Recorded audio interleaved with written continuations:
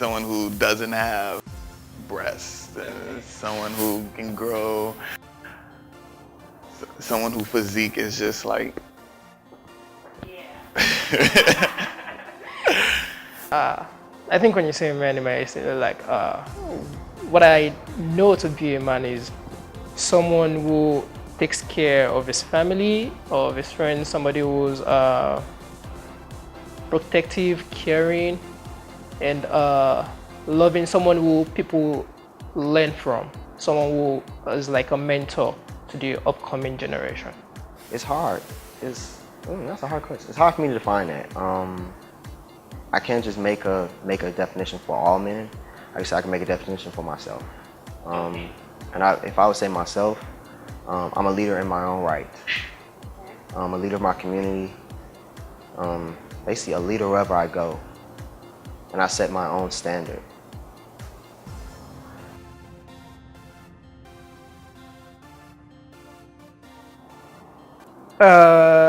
This might be a bit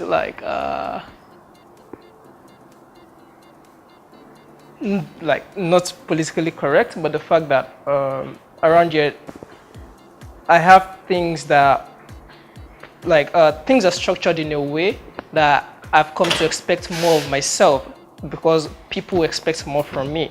So I have to step up to a lot of situations whereby on a normal day I'll be like, if I let them slide, like it's fine, but because I'm a man, for example, like you have to get married now, you have to provide for your family, right? So that way, the way you have to work hard, like providing for a family. I think it is a blessing in the way that it makes me look like see my inner worth, right? So, like things I never thought like I would do on a normal day, but because like now it's a situation where I have people looking up to me, right? Now I have to like do it, and then when I do it, I realize like, wow, it's actually not a big deal after all. So that thing, I think it's a blessing. One blessing is that because men, at least in America, they have the power, and so being a man versus being a woman, when I walk into a room, there's already a certain level of respect that I get from other men. And so that may give me a step up from the women who might have to work harder to get to just the level where I enter at.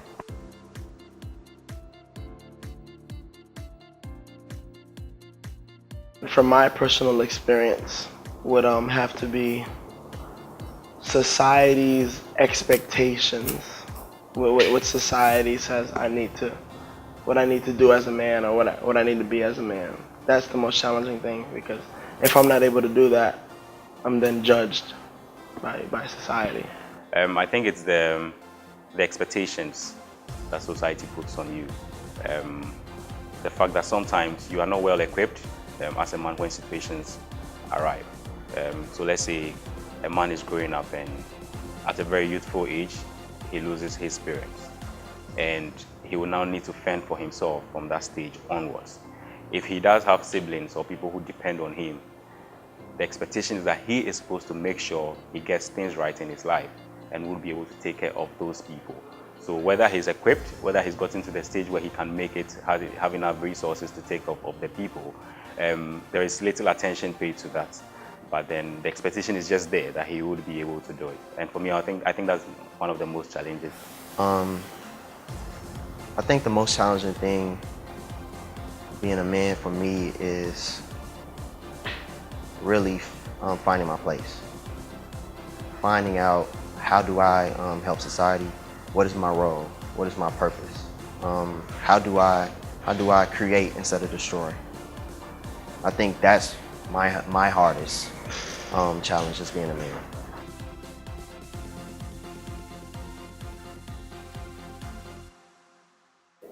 Under all circumstances, no. Like to a certain extent. There is no way we can treat both sexes equally. We would need to treat them more equitably, in the sense that if you see a woman falling short in a certain area, in a certain skill, or based on her history, there are things that she's been denied for long, you can bring her up to the level where she's supposed to be by providing those ones for her. If a man already has that, and you are going to treat both of them equal, it still draws a certain level of inequality because he's going to have more than the lady. So I would rather go in for equity and say that, look, let's look at these sexes very objectively. What are the treatments we've given to them that is denying them opportunities? Let's provide that for them so they can have the best of life. Sadly, no, in American society, that's not something that can happen.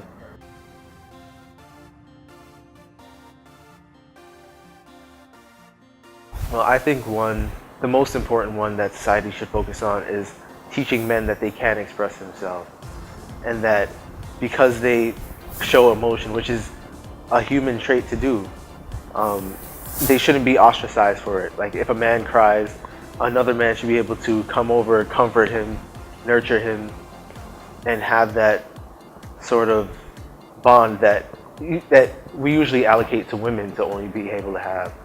I think society should teach that as a human, it's actually better for everybody if you show your emotion, and because it's relief for everybody. It shows that you're human. It proves that you're not just working like a robot. You're not just going through life and trying to follow a plan. Humanity is not like that. Humanity is unpredictable. It is irrational sometimes. It is emotional. And so I think that's the biggest issue that society has to deal with when it comes to men. Male-related issues. Well, like I said, men are not expected to be emotional. I think that's big, because even though we all human, so men have feelings too. You know, some of us men can't be strong in every situation. You know, some men can't just get through every situation by themselves. We need to let out our emotions too. I think the mental health state of men need to be light shed on, especially black men. And I would use myself as an example, coming from a community where I done lost countless friends to gun violence, and I see that every day, and I have to worry about when I'm going to work or where I'm going to school or interacting with my friends, is this gonna be my last breath? You know, I think, you know, it takes a mental toll on me, and the black male mental state needs to be really talked about and examined, because it's important. We go through stuff too. It's worrisome.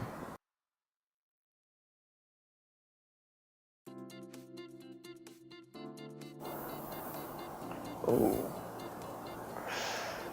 Yeah, I don't think it's nothing special. I would say I'm a very strategic person. So I bring that. I don't really bring in my strength. I'm more of a mental type of person. So I would say, but that's the same as a woman. So I can't really measure that, because if I'm taking my strength out of the equation, then I'm really thinking about the mental aspect. I would say based on observation, there isn't too much difference, and I have worked with very, very brilliant ladies who are as knowledgeable as males, who take initiative, who are proactive, who bring up very, very amazing ideas to solve problems. So I really don't see any difference in terms of what males bring to the table of discussion that women don't. It's a movement for equal rights for women. Feminism, I love it. I'm a feminist. I know I'm a feminist because I gain femininity / feminism is there's a spectrum. There's a huge spectrum where you have feminists who look at equality between men and women, obviously, in all rights of society. But there are feminists that bash men for what they are, for what they do. Now, those feminists that do that, I don't agree with them whatsoever, because us as men, we didn't have the choice to be a man.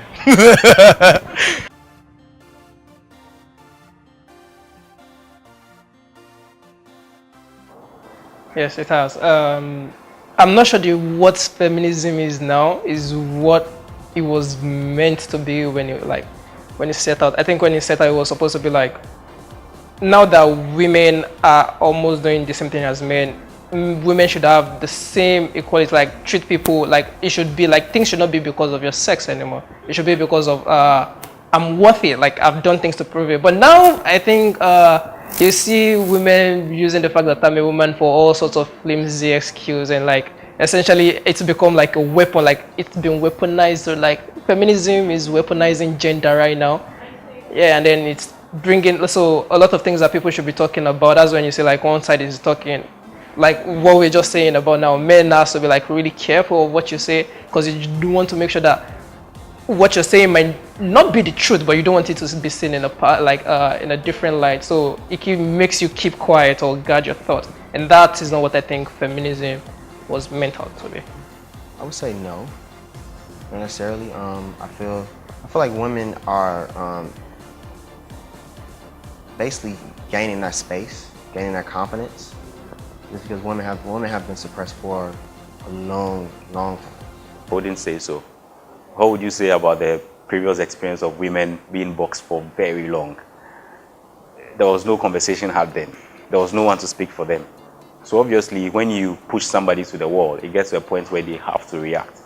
And if this reaction is based on other people who have identified that this is not a very good way of living, we all need to join them to put things right.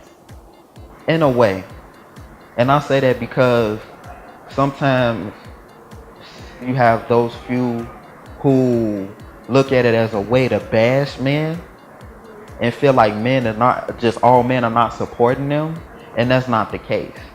You know, and that gives it a bad look when you do that, because it's like, as I feel like I'm a witness, I'm a testament that I agree, women deserve just as amount of equal rights as men, but that doesn't mean that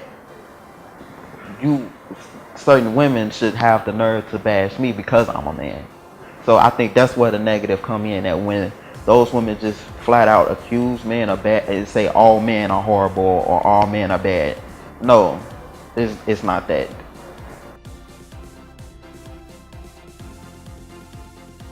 The best advice that I received as a man is to not apologize for how authentic you are. Authentic you are, in the sense of, for me, with my personality, I've always been seen as a jokester, charismatic, emotional, caring, as a misfit. That's what the things I named off are both between masculinity and femininity. There's always this scale, there's always comparison between what's more masculine, what's feminine. If a man is more feminine than masculine, his character is automatically attacked. Like, oh, he is this, he is gay, he's homosexual, he's this, that, and the fourth. Something that's quote unquote associated with femininity. But if he's not weak, if he can hold himself strong, if he can hold a job, he's automatically seen as masculine. And for me personally, I don't care what another person thinks of me, because I am who I am. I'm emotional. I'm going to let you know how I feel. I'm blunt, but I'm also going to give you my opinion and also hear you out on your own opinion. Who am I to say like I'm better than you? Who am I going to compare myself to? There's no reason for me to compare. Best advice that I've experienced being a man was I would say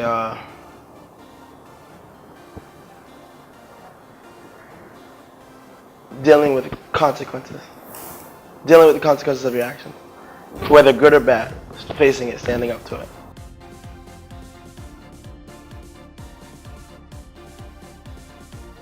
As an educator, so I can empower women there. As an attorney, I can use my platform in many different ways, and as a politician, to really help, to really be a public figure, to really stand in that space and really either write policies or either support organizations that are pushing a positive message. I would use my platform to help men open up with their emotions and help women use me as a representative for their ideas and their input in the society that I live in. Continue to be supportive, remain equal, understand that be humble. You know, understand that you're no better than the next human being next to you. Stop. Don't follow expectations that society puts on people and stereotypes. You know, be yourself. You know, and be okay with being yourself. Love yourself. If you love yourself, you're already helping society right there.